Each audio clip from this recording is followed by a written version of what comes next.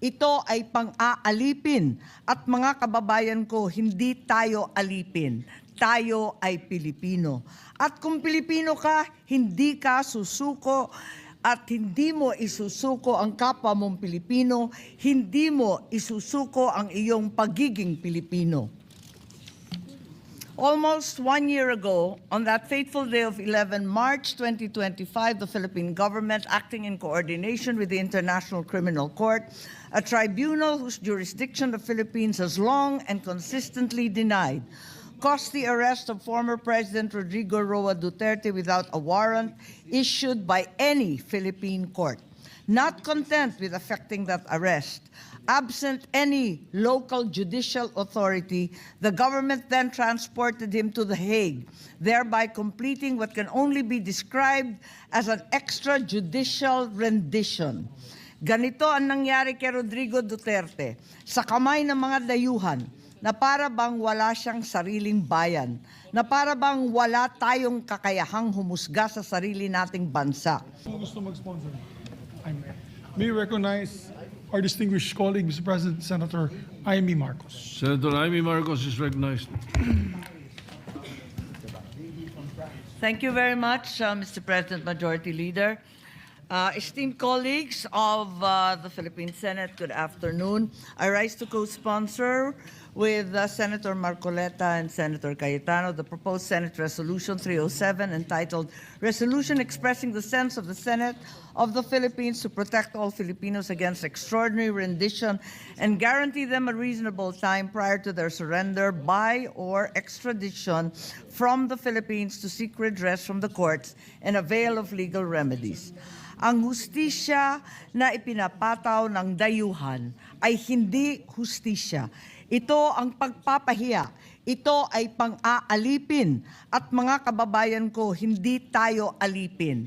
Tayo ay Pilipino. At kung Pilipino ka, hindi ka susuko at hindi mo isusuko ang kapwa mong Pilipino, hindi mo isusuko ang iyong pagiging Pilipino. Almost 1 year ago, on that fateful day of 11 March 2025, the Philippine government, acting in coordination with the International Criminal Court, a tribunal whose jurisdiction the Philippines has long and consistently denied, caused the arrest of former President Rodrigo Roa Duterte without a warrant issued by any Philippine court. Not content with effecting that arrest, absent any local judicial authority, the government then transported him to The Hague, thereby completing what can only be described as an extrajudicial rendition. Ganito ang nangyari kay Rodrigo Duterte sa kamay ng mga dayuhan na para bang wala siyang sariling bayan, na para bang wala tayong kakayahang humusga sa sarili nating bansa.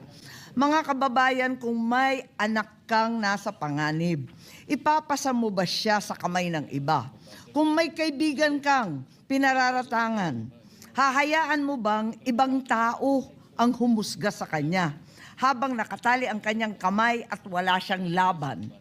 Kung ang iyong ama, matanda na at may sakit, ay kinakaladkad palabas ng inyong sariling tahanan, manonood ka na lang ba at walang gagawin? Today, we are confronted with the prospect that the same course of action may once again be undertaken. If we are to remain faithful to our oath to preserve and defend the Constitution, we cannot allow this to pass without clarity, without principle, without constitutional fidelity. During the 19th Congress, your Senate Committee on Foreign Relations conducted extensive hearings into the executive's actions. From the testimony of respected and constitutional authorities, including retired Supreme Court Justice Adolfo Ascuna, a member and author of the 1987 Constitutional Commission, and the constitutional law scholar, Attorney Alexis Medina, two propositions emerged with unmistakable clarity. First, the judicial intervention by Philippine courts is indispensable before the government may arrest a Filipino citizen within our territory and transport him to another jurisdiction.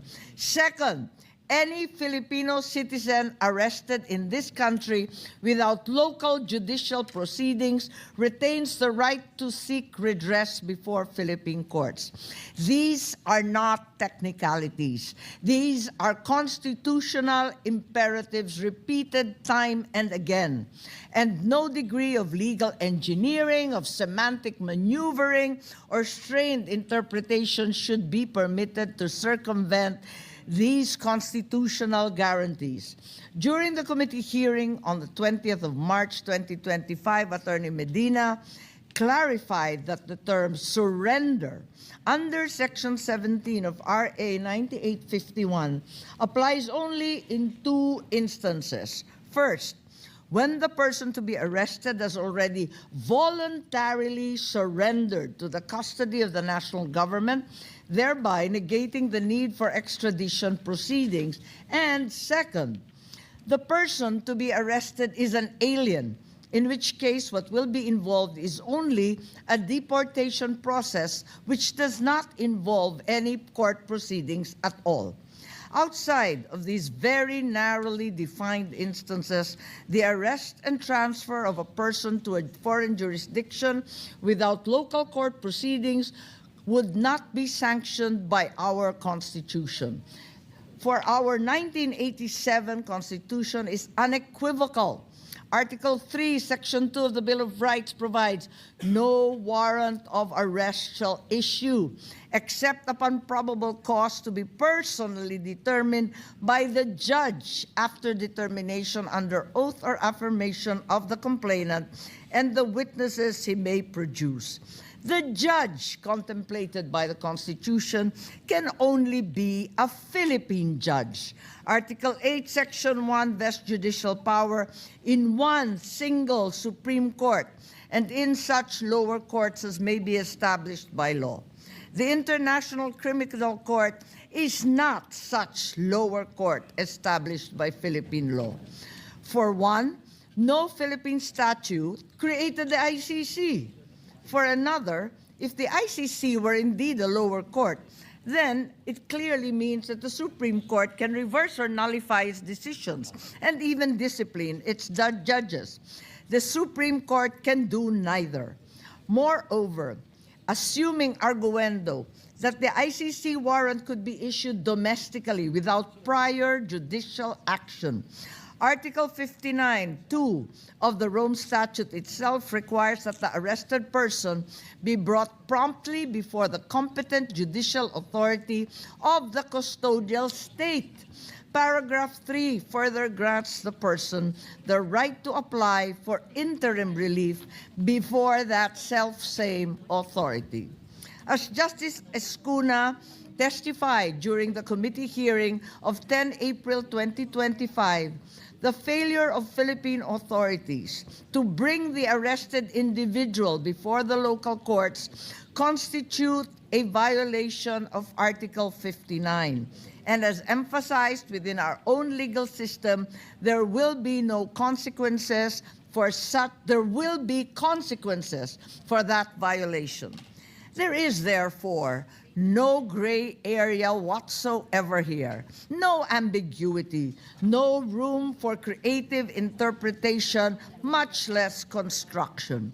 Only Philippine courts may issue a constitutionally valid warrant of arrest enforceable within our jurisdiction, and any person deprived of liberty within Philippine territory without such judicial authority has the right to seek redress before our courts, whether that person be a private citizen, a former president, or a senator. To insist otherwise would reduce the guarantees of our Bill of Rights to mere parchment and would erode the judicial power solemnly vested by the Constitution upon the Philippine judiciary alone. Sabi nila, batas ang dapat manaig. Tama, the law must prevail. But whose law? Our law or theirs? Since when did the Philippines become a province of The Hague? Tayo ba ay isang bansa na may sariling batas? O isa na lang tayong alipin na naghihintay ng utos? Kung kaya nilang gawin ito sa isang dating Pangulo kaya rin nilang gawin ito sa sino man sa atin. If they can march into our homes, grab hold of our family, and drag them before their courts, when will they stop? And how will they be stopped from doing it again? What stops them from doing it to you, to me, to any one of us? For these reasons, I respectfully and urgently endorse the immediate adoption of our Resolution 307. Thank you and good day to all my colleagues. Thank you.